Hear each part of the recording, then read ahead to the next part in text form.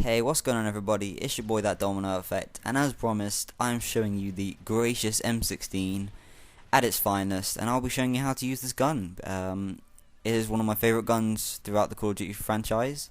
Reason being, it fits the defensive player's style of play perfectly because its 3-round burst allows it to have little or no recoil at long range, and it can go toe to toe with snipers. In this game, it's not particularly special, but it is probably my favourite gun because it's not easy to use, and when you do good with it, it's rewarding. Unlike COD 4, which it was so fun to use and it was overpowered, but that's okay.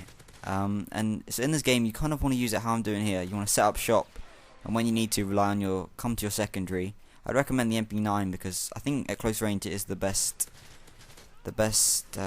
machine pistol, because I think it's got like a 2x headshot multiplier at close range, which makes it good. However, it does have the longest time to come up, which is like 0.8 seconds, but that's okay.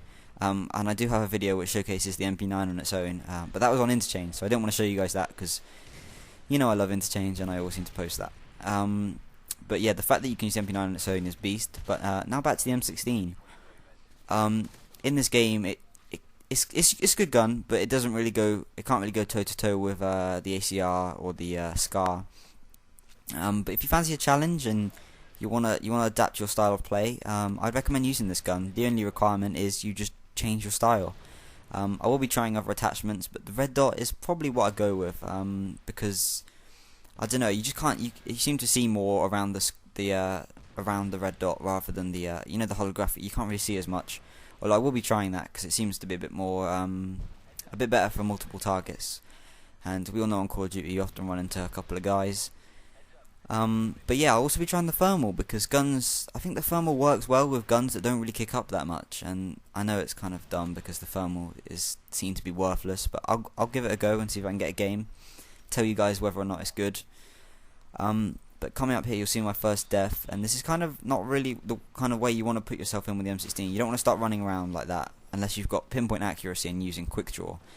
I believe in this game I am using the kick proficiency because I've not unlocked the impact, but as I said before, the little recoil means you don't really need to worry. See here, I think I've got impact on, and I'd recommend getting impact and using that because although you can go the 2 attachment route with the red dot silencer, it kind of weakens it and makes it near worthless.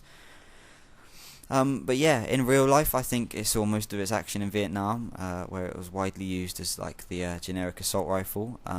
It is the American workhorse, as Wings of Redemption likes to say, and we always say it when we use it.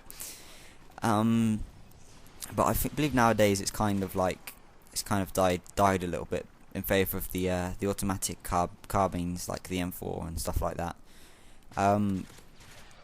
And that's something which I kind of enjoy, the history behind the guns, and that's why I like playing FPS, particularly because of the history.